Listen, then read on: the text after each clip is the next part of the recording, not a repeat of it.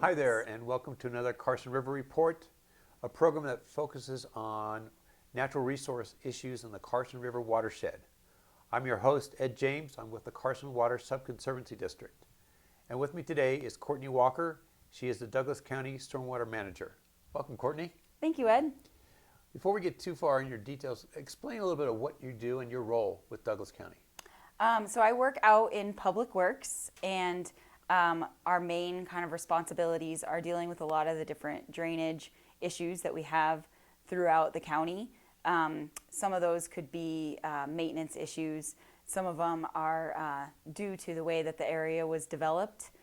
So I'm working to correct some of those drainage deficiencies, and then also making sure that the county is in compliance with FEMA floodplain regulations.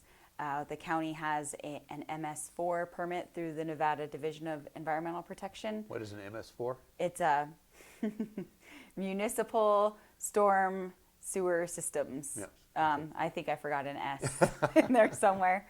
But there's certain permit requirements that we have through the state that the county has to follow. And then we also have other water quality regulations. So it's mainly, my main purpose is to make sure that the county is following all the regulations that we're bound by federally and by the state, and then also making sure that our local floodplain management standards are up to date and require any revisions, and that we're following our local regulations as well. Okay. This is a fairly new program from Douglas County, is that correct? That's correct. It's been in place since about 2015. And there was one person who held the position before me, and she was in it for a year. So I've been in it ever since then, almost 4 years now. So I heard that your program has expanded quite a bit over the years. Yeah, it has. It started out with it just being me, and I actually worked in the community development department under the county engineer. And it was mainly really trying to make sure that we're following all our permitting requirements. But whenever there was kind of a drainage deficiency or a drainage problem somewhere, there was very little we could do to actually correct that. We did have access to our road maintenance department, who was very helpful, but unless it was a road maintenance issue, there wasn't very much that can be done. There wasn't any dedicated funding towards solving any of these issues that we see.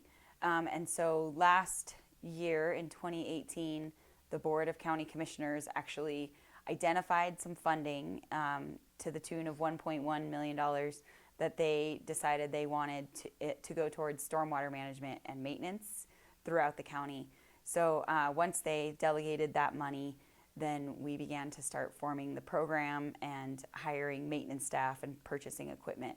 So now we've actually been able to correct several of these problems that we've seen, and it's been a really positive thing for the community.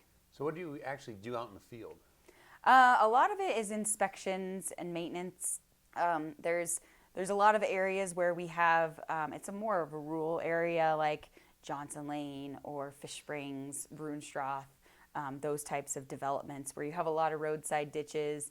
You kind of have, they call it wildcat subdividing. The land was divided over time and developed over time, and so drainage hasn't really been looked at overall. And so there's areas where new culverts were needed in certain areas, and so we're able to install those. There's been a couple other erosion control projects that we've had to do, and so it's been quite diverse. We've repaired some storm drains in the area, and so there's been quite a gamut of projects. Well, back in 2014 and 15, you had some thunderstorms that hit Johnson Lane that really kind of set this whole thing up. Can you talk a little bit about the impact those storms did and some of the programs you've been doing trying to address those storms? Yeah, the east side of the valley does get hit with thunderstorms, flash flood events, and sometimes the ingredients set up just right where you get a lot of water in a small amount of time, and so it does cause a lot of problems in those areas. And a lot of residents became frustrated and are wondering, what is the county going to do about this? They let us develop our land in this way, but it's becoming quite a problem now that there's so many people in this area. And so what we did is, working with the Carson Water Subconservancy District, we were able to obtain FEMA funding to do the first Johnson Lane Area Drainage Master Plan. And this plan was very pivotal, I feel like, for the Carson River watershed and being able to identify drainage problems consistently throughout a certain area instead of trying to just piecemeal it. You have residents in a certain area that say, if you just put it in a culvert here, then it will solve all my problems, but it may not solve it. It may create problems for someone else downstream. So to be able to study the area comprehensively for drainage and propose solutions that way has been really helpful. So that report was completed last year, I believe. Yeah. For the Johnson Lane. You're doing some other drainage master plans in Douglas County? We are working with the Carson Water Sub-Conservancy District. We're going to start a Ruinstrath area drainage master plan, which is kind of like Johnson Lane, but on a smaller scale. It's not quite as densely populated, but they do see a lot of the similar issues that Johnson Lane did. So we're really excited to have the same firm, J.E. Fuller, helping us out with that plan. We recently did a smaller scale plan in Alpine View Estates, which is a community right off of Jacks Valley Road. And theirs was pretty easy in comparison, much smaller area. And so it identified different culverts that needed to be installed or upsized, and then identified the drainage easements that exist and actually gave dimensions to them. So it's a great roadmap for us to at least know where we should be putting things instead of guessing. I believe you're also doing some studying of floodways and flood maps. Yes, that is also another great project that we've been working on with the help of the Carson Water Sub-Conservancy District, remapping the entire Carson River floodplain. It's been quite a mission. The Carson Valley has a very large floodplain area, and it was never mapped comprehensively. It was kind of piecemealed. That was the name of the game. You do what you can with the money that you have. So there was a lot of different areas where they had an A zone that's unidentified. It just says this is the flood zone, but it doesn't give you any information about that. So we're excited to get that detailed study throughout the Carson River, and then we can actually track what are our cumulative impacts to the floodplain every time you have a development go through. And I think the unique thing about that study was it didn't stop at the county line. It actually went down through Carson City into Lyon County, just upstream of Lahontan Reservoir. So you now have a complete model of the Carson River for most of the reaches. Yeah, that's pretty unique, I would say. A lot of development that happens in Douglas County has the potential to affect things in Carson City, and Carson City can impact Lyon County. So it's pretty neat. That's the way the river works in the real world. So it's nice to have flood maps that can accurately reflect that. So hopefully they'll be finalized soon. Yes, hopefully. So you're also working on updating your flood ordinances. Can you talk a bit about that? Yeah, Douglas County has pretty good flood ordinances as far as being able to limit development in the floodplain.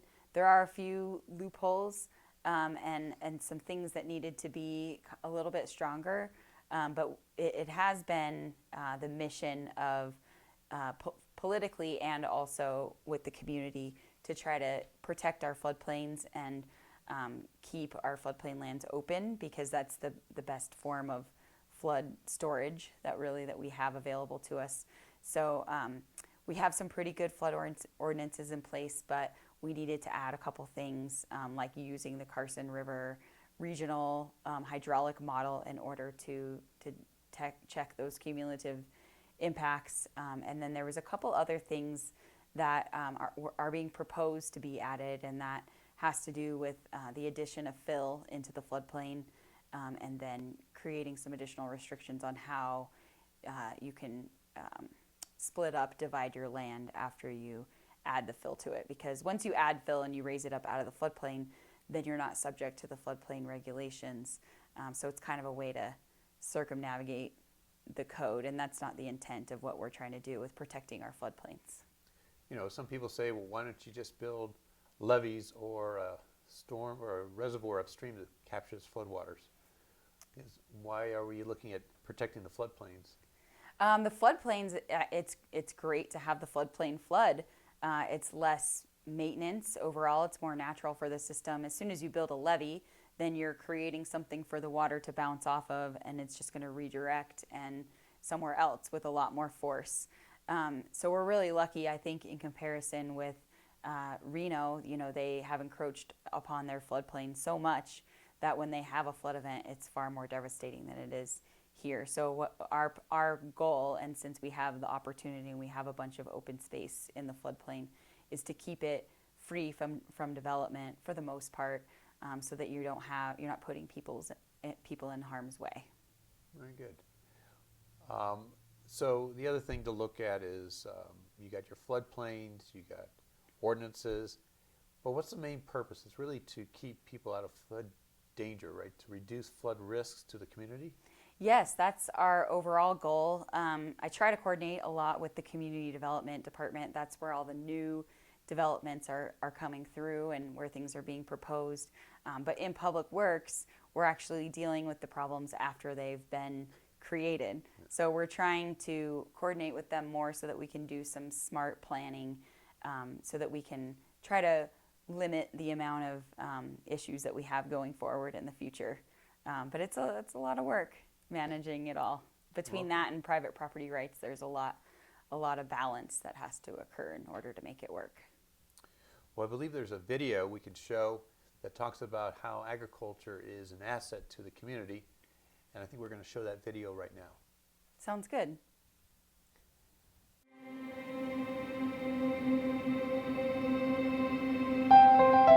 Have you noticed the agricultural land beside the Carson River?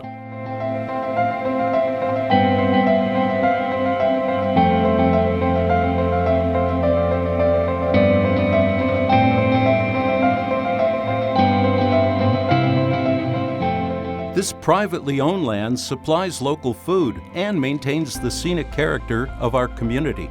Often overlooked, this open agricultural land does another vital job. It's the river's floodplain, and it protects us from potential flood devastation. For over 150 years, ranchers and farmers have cultivated these fertile lands, resulting in the open land along the Carson River we enjoy today. The floodplain is the low-lying area along rivers and streams that regularly floods, especially during a rain-on-snow event or in years with a heavy Sierra snowpack. Maintaining agriculture in the floodplain keeps people safe and minimizes flood damage and cost. If these areas are developed, upstream floodwaters are restricted by levees, roads, and structures and cannot move freely onto the floodplain. This narrowing of the natural water course causes the river to flow faster and deeper, increasing the risk of catastrophic flood damage.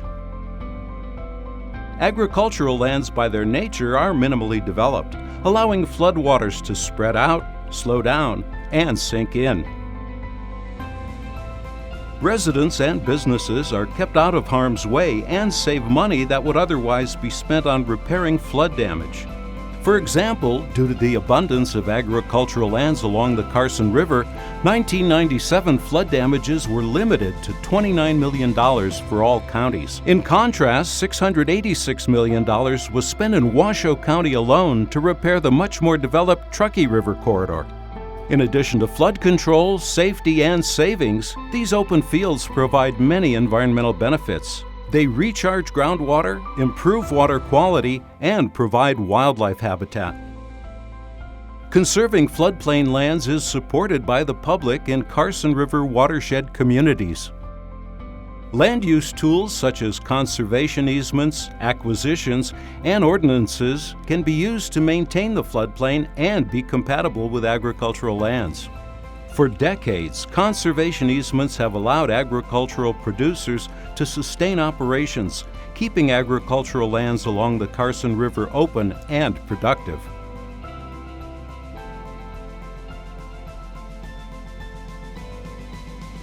Based on a 2015 floodplain inventory, these land use tools have permanently set aside 12,300 acres of floodplain within Douglas County, Carson City, and Lyon County.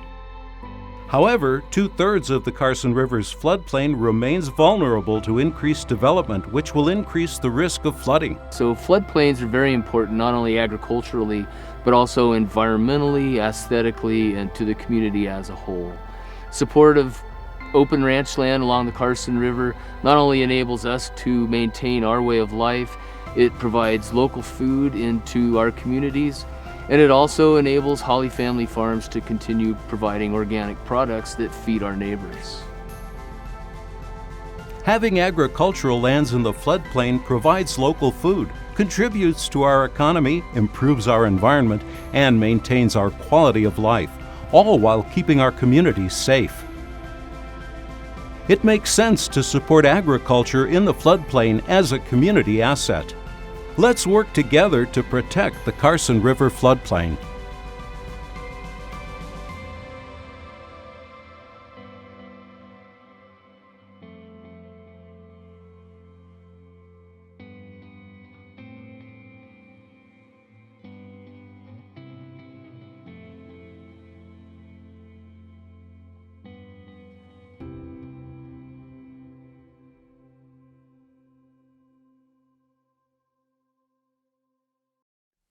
Hi there, and welcome back to the Carson River Report. I'm your host, Ed James, with the Carson Water Subconservancy District.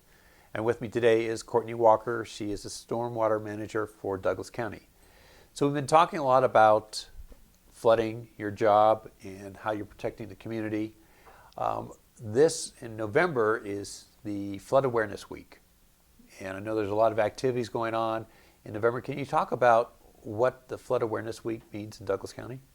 Yeah, so it's actually a statewide flood awareness week. So there's activities going on throughout the state, but every year we do an event in Douglas County, and the residents in this county are great. They really get excited about this event. A lot of people come and they can learn about if their home is in a floodplain, what their flood zone is. We have representatives from FEMA come and they talk about flood insurance. A lot of times I'm always available by phone, and I get a lot of these types of questions, but it's nice to be able to come and talk with the people who are actually experts in the topic. And then we also have a bunch of interactive demonstrations.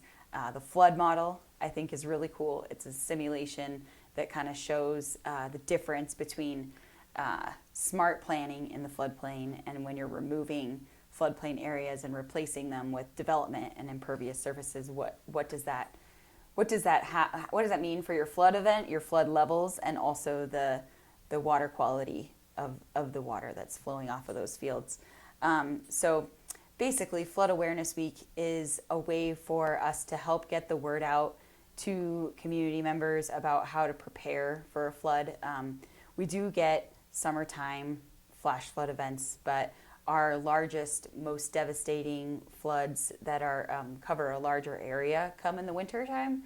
So, it could happen this year. You never know. Usually, it happens on New Year's Day. Yeah. So it's a good time to make sure you've got your flood insurance policy up to date. Make sure you know where the sandbag locations are, and find out different ways to get on the reverse 911. And just make sure you're connected so that you know what supplies you should have if the power goes out for an extended period of time or if we have a flood event forecasted. So I know that it says Nevada floods, are you prepared? So that whole focus is making people prepared for a disaster if it occurs. Is that correct? Right. Yeah. Okay. And so what else do you provide? You talk about sandbags, but what else can people do to protect themselves? A really good thing that people can do is to get flood insurance. Even if you're not in a floodplain, your house could still be flooded. The floodplain map is really an insurance tool. It doesn't guarantee you safety against any damage happening to your home. So you are required to have flood insurance if you're in a floodplain and you have a federally backed mortgage. But if you are not in the floodplain, you can still obtain a flood insurance policy, and it's actually quite a bit more affordable than if you are mandated to have it. So it's a really good thing to have flood insurance just in case. But the other side of that kind of goes back to our floodplain management planning and where do we want to put development. We want to try to locate it outside of the floodplain because then that's really the best way to prepare. But even if you're not in a floodplain and you're not worried about your particular home or your neighborhood flooding, you still need to prepare because you may not be able to cross certain roads to get to the grocery store, or they might have to shut off the water for an extended period of time. So there's certain supplies. We have some checklists available.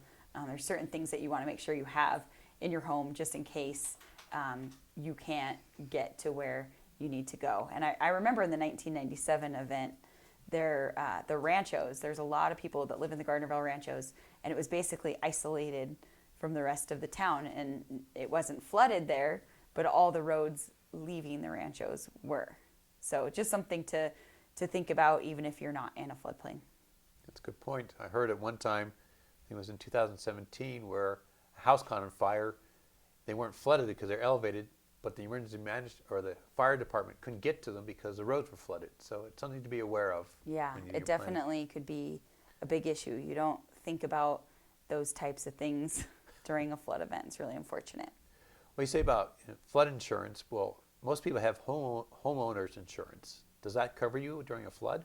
It actually does not. You have to have a flood insurance policy. So your homeowner's insurance will not cover a flood to your home. Okay, so that's good to know to have that. Yeah. If I have a policy and let's say my landscaping gets impacted, is it covered? It's not covered. Okay. And it's unfortunate when people learn that the hard way. Unfortunately, flood insurance only covers the structure, and then you can also, for additional coverage, you can get your contents covered as well. Okay. Now, a lot of people hear this called the 100-year flood zone, or we call a special hazard area. So if I'm in a 100-year flood area, does that mean if it floods 100 years, I only have to worry about once every 100 years? It's a very common misconception. Okay. I've had people joke with me that I've seen 3 100-year floods, so I must be 300 years old. What it actually means is that the 100-year flood event has a 1% chance of occurring in any given year. So you can have a 100-year flood event one year, and then you can have a 100-year flood event the very next year. Or in rare cases, you can have 2 100-year events in the same year. The chances of that happening are smaller, but that's basically what it means. So really it's more of a statistic analysis than really a 100-year event. And it's really a regulatory requirement because that's what FEMA sets their standards on. But you could have a 105-year event next year or beyond. So. Yeah, I believe the 1997 event is the one that most people refer to in these times because it wasn't that long ago. Enough people probably still lived here at this time to remember that flood. But I don't even think that one was quite the 100-year, yet it was very devastating for our area. So know your area is important, and again, being prepared. So what are the things that people should be aware of as you start planning for flooding?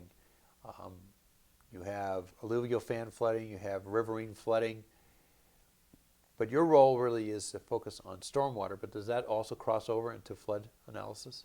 It does cross over quite a bit. A lot of the drainage issues that we have are not necessarily in the floodplain. So the floodplain is a good planning tool, but there's other flood hazards out there that are not necessarily in a FEMA floodplain map. So some important things to know is that you referenced alluvial fan flooding. That occurs a lot on the east side of the valley, to a certain degree on the west side of the valley as well. But that's how a lot of these areas were formed, is the drainages go way back and then they bring a bunch of sediment down with them and deposit it on the alluvial fan. So you'll notice there's a bunch of dry washes, and they're dry channels until they're not dry. And in a lot of areas, they flow over a road. So it'll be a dip section, and when they're flowing over the road. So you want to be really careful about ever trying to cross a road where there's that much water flowing over it. It doesn't take but 6 inches of flowing water can wash away a car. So it's something that can be very dangerous. So we have a few signs, I think about 12 signs throughout the community in those areas that say turn around, don't drown. And people may think that they are silly because most of the time these things are dry.